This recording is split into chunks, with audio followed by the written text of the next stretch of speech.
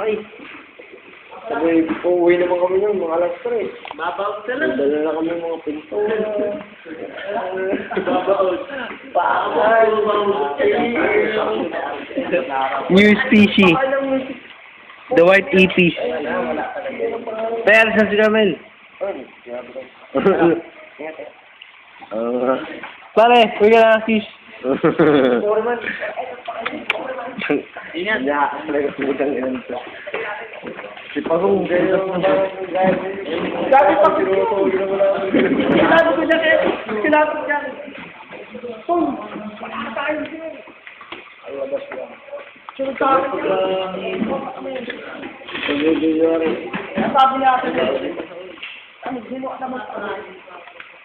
Pagka-sahod namin, Kami ako.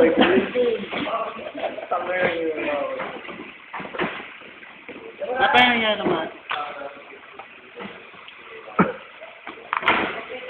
Sana niya sa nga ito, mas may nabingin?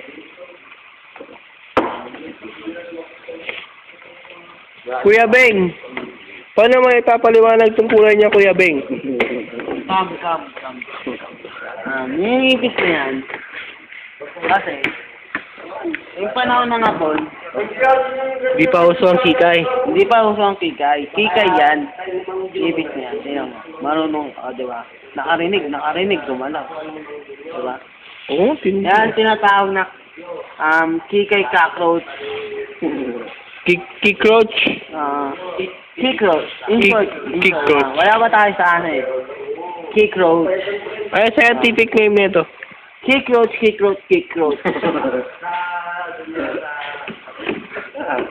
Kikroach, puting ipiesis. Kikroach, puting niyapisil. Oh. Panalo. Sobrang talino ko eh. Sobra. Alam mo yung sobra? Nalagpasan ko yun. Super. Super mega hyper. Yung super, nalagpasan ko rin yun. Super duper. Super duper. Hyper mega. Yan, utusan ko. Galaw mo yung antena mo. Oo. Busa mo. Galaw mo. Kumain ka. Ugasan mo. Ngayon mo. Di ba?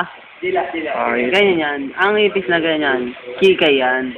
Diba? Kikay.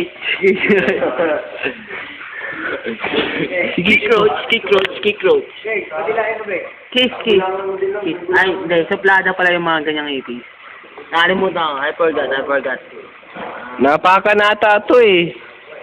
Pero mahilig yan sa ano. Diba? Tingnan mo yung puti.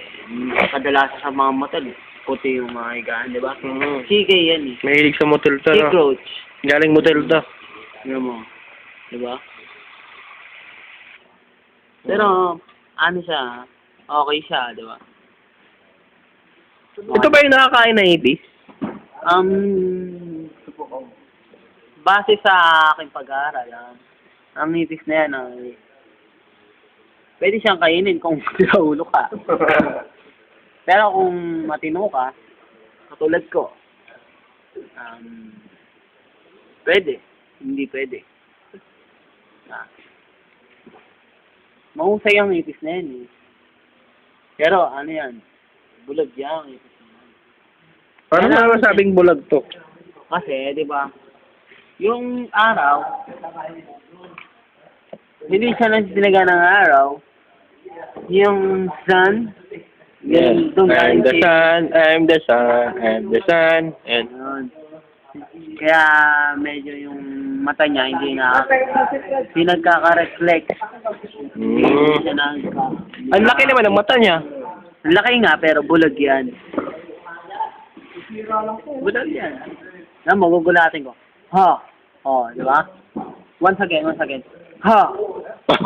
Wala reaction nga, no? Wala, di ba? Wala. Bulag talaga to. Wala talaga. Ngayong kapatid, napatunayan natin at natanong nyo na ang ipis na yan ay bulag at kikay dahil malandi ang kanyang antena, di ba? Ito Itatanong ko lang kung lalaki ba to, babae. Ayon sa aking pag-aaral at binase ko rin sa aking pag-iisip na ako ay isang mahusay na mananalakay. Nakita ko pwede yung bakla. Bakla yan, bakla. Bakla to? Paano naging bakla to? Lalaki siya, hindi pa siya nakita ng yekpek. Tinatawag na lang yekpek. Yekpek, Rebiticus, Vascun, yekpek. Panalo. Yun, Ano yun? Sa ano? Ayon sa aking pag-aaral. Ano ulit yun? Kasi ang mga tao, parang sa atin, may mga bisexual na sinasabi nilang pwede sa lalaki, pwede sa babae. Ganon din siya. Silahis.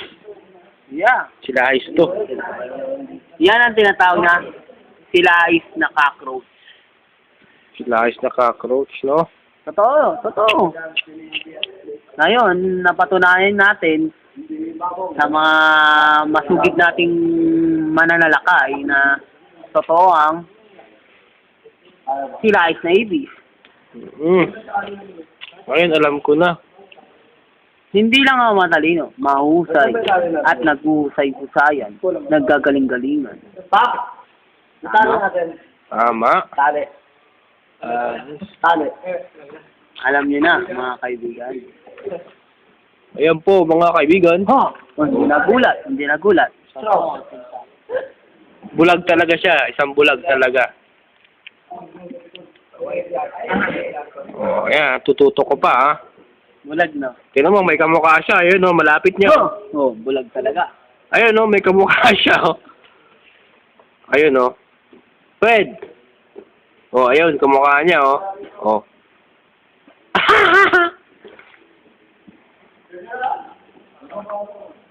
Ito ang white ipis. Galaw-galaw, ipis. Bulag yan. Ito siya, no. Tignan mo na isang trick. Blind cockroach. Parang yung blind fish, yung mga hindi nasisinaga ng araw. Kaya bulag. Ano huli yan? Siguro, tumagal na sa hindi lumalabas. Hindi katulad na ibang fish na. Sa hawak ko sa pulutan namin, puta.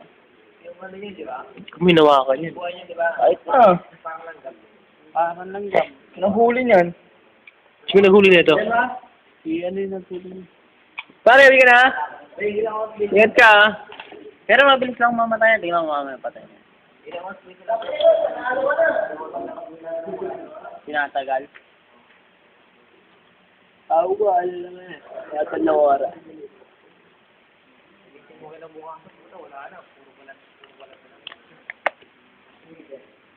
Panalo si cockroach yun. Ano pangalan na itong cockroach na to? Sa akin, excuse me? Sorry, sir. Ayon sa aking panaliksik, ang tawag ko dyan, noong unang panahon, Babirotti. Babirotti cockroach. Babirotti cockroach. Babirotti. Ano ibig sabihin ng Babirotti? Ang Babirotti na yan, nagsimula sa Spanyol. Spanyol. Ibig sabihin ay? Ang Babirotti cockroach. Ibig sabihin ay? Malikot, malanding ipis. Hika. Kaya pala sa puti.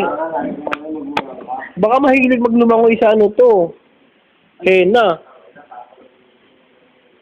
Saan mahilig? Hena. Ayon sa excuse me Sorry. Ayon sa aking pananalisik sa ipis na yan, ang ipis na yan ay talagang marunong lumangoy yan, mahilig sa mga bathtub yan. Talagang, yan, doon sila, umiinit. Ano mong klaseng langoy yan? Alam na ito. Hindi naman natin pwedeng sabihin na kuya aso. Hindi siya aso. Hindi naman natin pwedeng sabihin naka-swimming trunks yan. Mali. Tawagin ko na lang siyang langoy, cockroach, Babiroting malikot. Paano? Marot pa. At marot. Napakarot. Ngayon, alam na natin na ang ibig na yan ay maharot. Paano, mga kaibigan? Sunod na pananaliksik natin, magtanong lang kayo sa akin. Text nyo lang ako sa 0920 08 buta 9 1 2. Thank you, Thank you. Thank you, sir.